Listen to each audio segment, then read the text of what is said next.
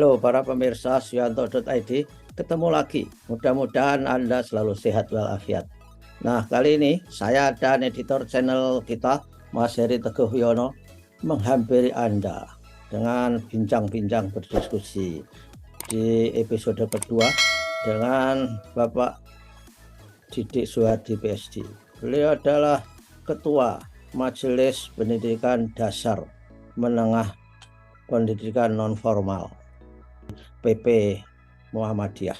Jadi di samping itu beliau juga merupakan Deputi 5 dari Kementerian Koordinator Bidang Pembangunan Manusia dan Kebudayaan.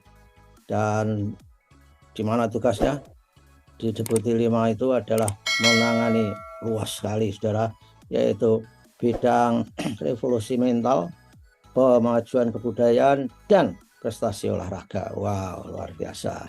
Dan saudara, jangan lupa klik subscribe supaya Anda selalu mendapatkan video terbaru dari Suyanto.id. Kita sapa dulu narasumber kita ya. Assalamualaikum warahmatullahi wabarakatuh, Pak Didik. Waalaikumsalam warahmatullahi wabarakatuh, Prof. Yanto. Sehat-sehat, Prof. Alhamdulillah sehat walafiat, Pak Didik. Dan Alhamdulillah. ya, mudah-mudahan Pak Didik juga sehat, melihat aura wajahnya sehat karena Amin. glowing Pak Didik wajahnya. Amin. Terima kasih, Berbahagia. Prof. Walaupun lagi flu. Ya, saya sudah selesai.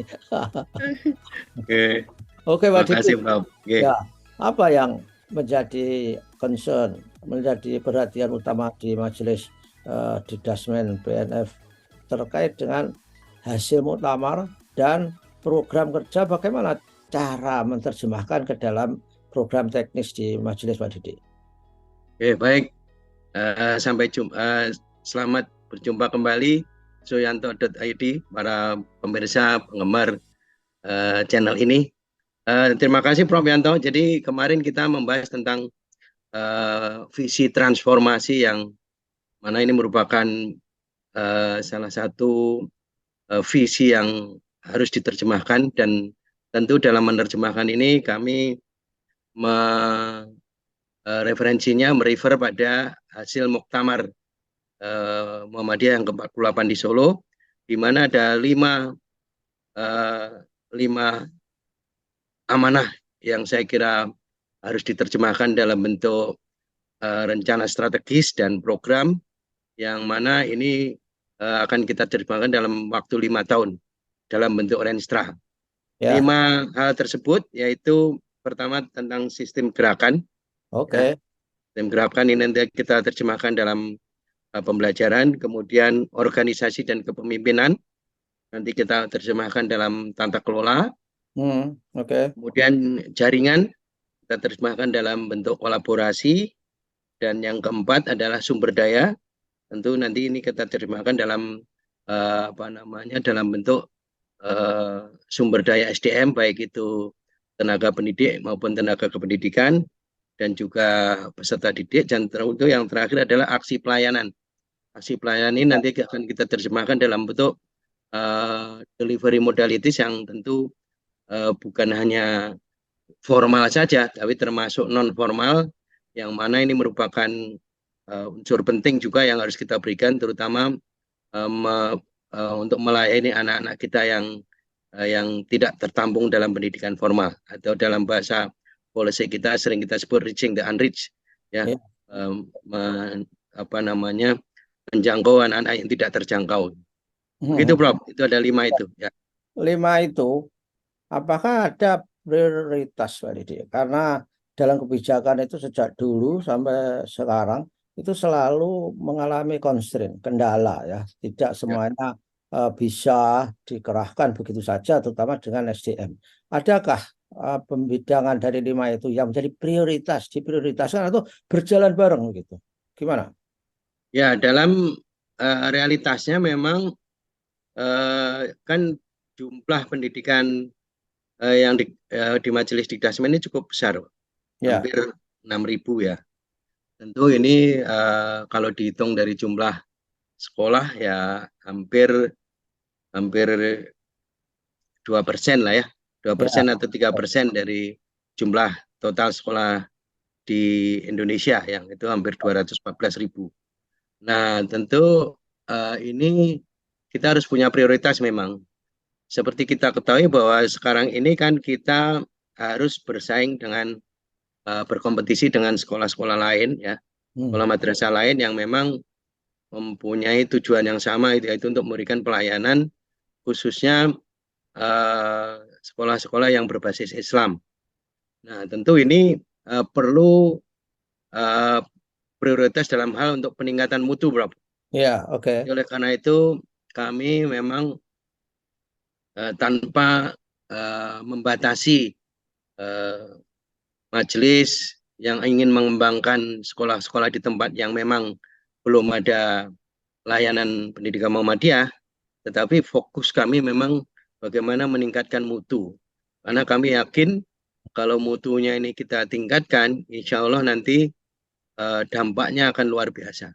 Ya, Terutama adalah jumlah murid yang semakin besar, karena kalau jumlah murid semakin besar, ini tentu merupakan ladang dakwah yang luar biasa. Karena kalau ini kita mulai dari, katakan dari PAUD sampai dengan pendidikan menengah, penanaman nilai-nilai kemuhammadiyahan yang kita bisa lakukan dengan baik, dengan sistematis, dengan terstruktur, insya Allah itu nanti Muhammadiyah tidak akan kehilangan kader-kader yang militan, kader-kader yang handal untuk bisa membawa program Muhammadiyah di masa yang akan datang. ya. Dalam prioritas itu, Pak Didi, saya kemarin kan juga ketemu dengan salah satu SMP di Jogja ya, mau membangun gedung, mau wah, luar biasa, masih nyewa dan kepala sekolahnya itu sangat luar biasa. Dia door to door mengajak anak-anak untuk masuk ke situ. Nah, ini adalah contoh, ini adalah representasi bagaimana kendala terhadap infrastruktur itu. Nah, apakah ada gagasan nggak ya? Ini di Majelis Dikdas untuk sharing fasilitas.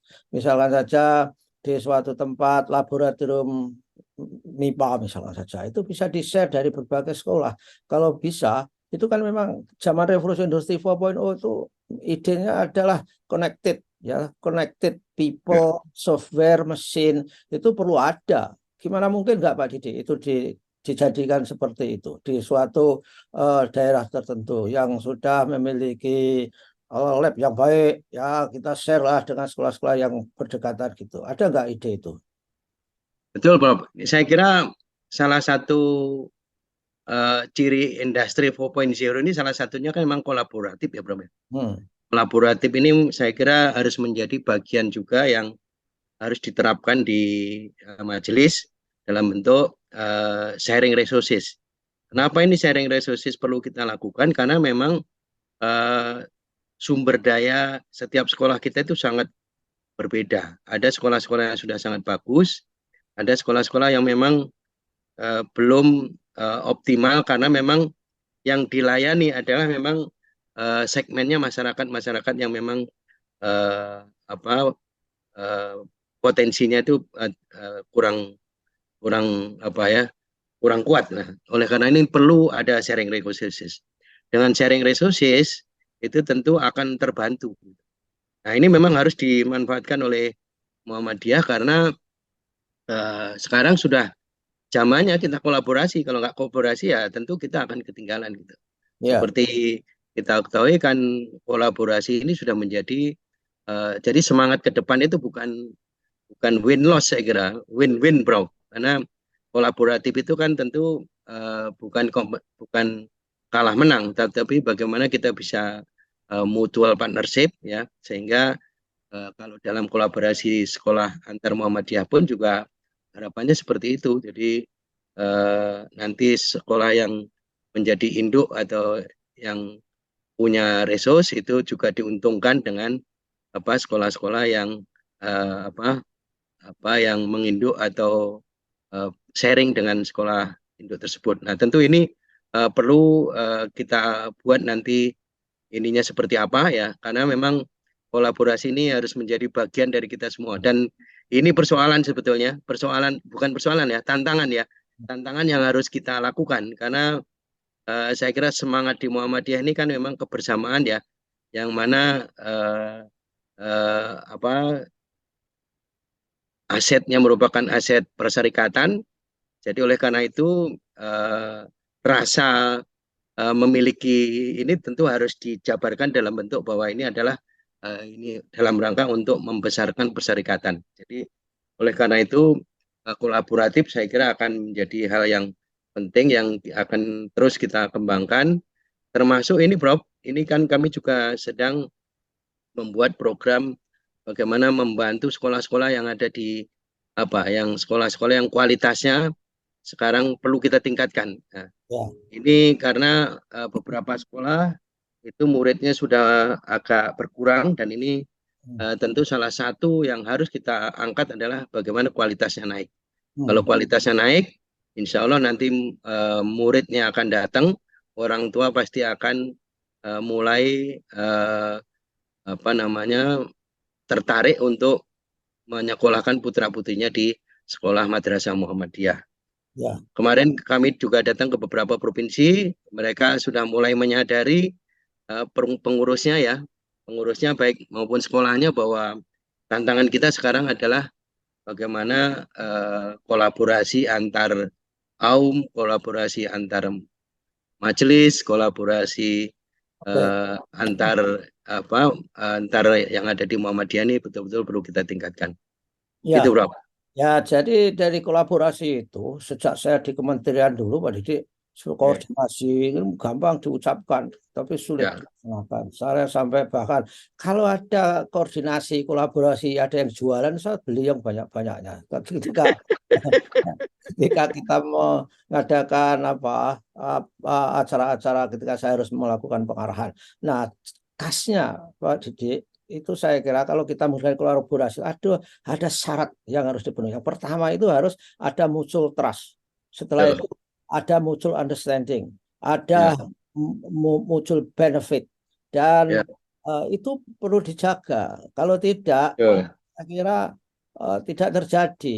Orang kalau merasa tidak setara, tidak ditrust, tidak mendatangkan keberuntungan bersama seperti Pak Didik katakan win-win, itu tadi Ya, saya kira tidak terjadi. Nah, ya, kalau dari ini harus ditanamkan Pak Didik itu roadshow ke daerah-daerah seperti itu saya kira. ya, ya, betul, Bro. Jadi makanya kami kemarin datangi beberapa provinsi yang memang kita lihat kecenderungan siswanya menurun. Nah, ini prioritas kita. Bagaimana kita membangun seperti yang Prof. Yanto sampaikan, growth mindset, bahwa Ya, kita terus harus berkembang, berinovasi, melakukan pembaruan-pembaruan dari berbagai hal, mulai dari ya, komitmen ya, kemudian juga manajemen yang baik, ya. kemudian juga kolaborasi antar yang itu akan kita lakukan dan sebagian sudah dilakukan, Bro. Oke. Sehingga kami memanfaatkan misalnya forum guru Muhammadiyah ya itu untuk sekolah-sekolah yang sudah bagus untuk memberikan apa? Memberikan mentoring, Hmm. memberikan Ya, mentoring kepada sekolah-sekolah yang masih ada di ya, di lapisan menengah ke bawah. Dan ini akan kita angkat terus ya dengan meningkatkan mutu tadi. ya. Oleh karena itu kami juga melakukan berbagai kerjasama dengan lembaga nasional maupun internasional seperti uh, minggu kemarin kami mengirimkan ke Singapura untuk belajar tentang STEM. Hmm. Walaupun STEM itu kan sudah lama ya, setahun sejak Ya, saya ingat sekali Jepang memperkenalkan STEM ke kita ini kan tahun 2005 kalau nggak salah ya, betul. dengan berbagai perguruan tinggi waktu itu. Nah Hmm. ini juga kami berikan kepada sekolah-sekolah Muhammadiyah, sekolah dan madrasah. Kita kirim ke Singapura ke Nanyang Polytechnic University untuk belajar tentang STEM dan nanti karena yang dikirim terbatas, kami berharap nanti para Bapak Ibu guru kita ini akan mengembangkan modul dan Hmm. modul ini harapannya kita sebar ke sekolah-sekolah Madrasah Muhammadiyah di seluruh Indonesia. Sehingga dengan demikian eh, cara pembelajaran di Muhammadiyah pun juga akan sangat beda, gitu. Termasuk dalam sistem gerakan ini adalah termasuk Ismubah, Bro.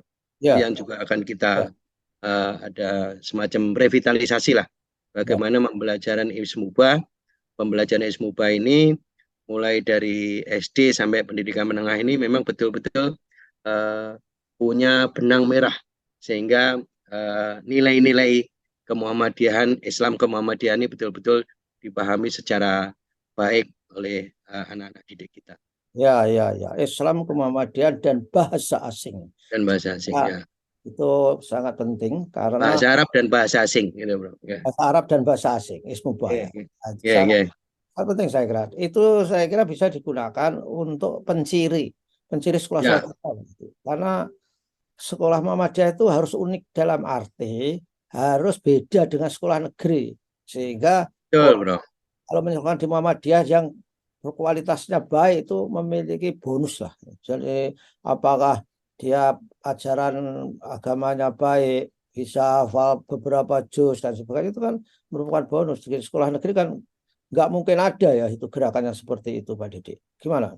Betul, Bro. Jadi karena Ismubah ini merupakan nilai strategis dari pendidikan Muhammadiyah, maka kita harus pastikan bahwa Ismubah ini dalam metode pembelajarannya harus menyenangkan, enjoy, dan menjadi kebutuhan dan kerinduan bagi anak-anak ketika diajari Ismubah.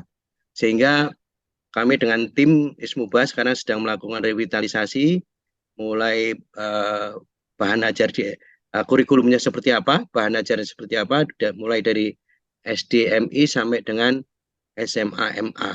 Ya, Kemarin kami sedang membahas di mana yang paling penting adalah dalam metode pembelajarannya, karena metodenya ini akan menentukan apa kenyamanan ya, kemudian juga apa anak-anak ini menyenangi Ismubah apa tidak. Ini ya. sangat penting. Karena kalau nanti salah dalam metode pembelajarannya, maka jangan sampai anak-anak nanti di SD sudah bosan dengan Ismubah. Kemudian nanti dia tidak ingin lagi belajar di SMP.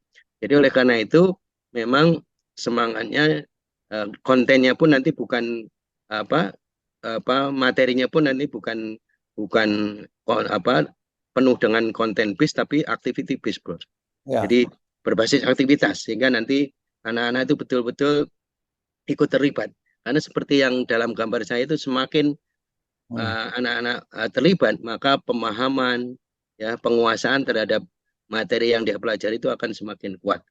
Ya, baiklah. Saya kira sudah banyak hal kita diskusikan, Pak Didi. Eh, Mudah-mudahan akan menjadi praktek baik, terutama di majelis Dikdasmen di tingkat-tingkat daerah beserta eh, PNS itu mengambil inisiatif dan guru betul, betul. kunci utama sehingga pelatihan guru itu juga harus harus diprioritaskan, Pak Didi, ya, untuk bisa memiliki delivery system yang baik dan anak-anak tentu saja bisa apa merindukan tadi. Kalau misalkan kalau murid itu kalau gurunya nggak datang lalu mengeluh, ya ampun ibu nggak datang, itu tandanya guru baik itu.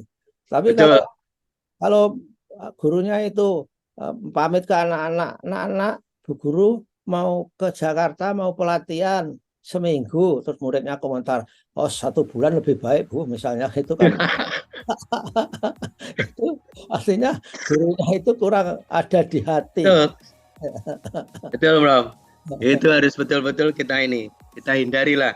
Jangan Ya, sampai memang pelatihan guru penting untuk membangun apa namanya proses belajar mengajar yang ya, sehat, yang baik, yang menyenangkan sehingga murid-murid betul-betul rindu akan inspirasi dari Bapak Ibu gurunya. ya, oke lah. Baiklah Pak Didi, kita Oke. ketemu lagi minggu depan. Kita Terima akan, kasih, Prof. Oke. makasih. Wassalamualaikum warahmatullahi wabarakatuh. Waalaikumsalam warahmatullahi wabarakatuh.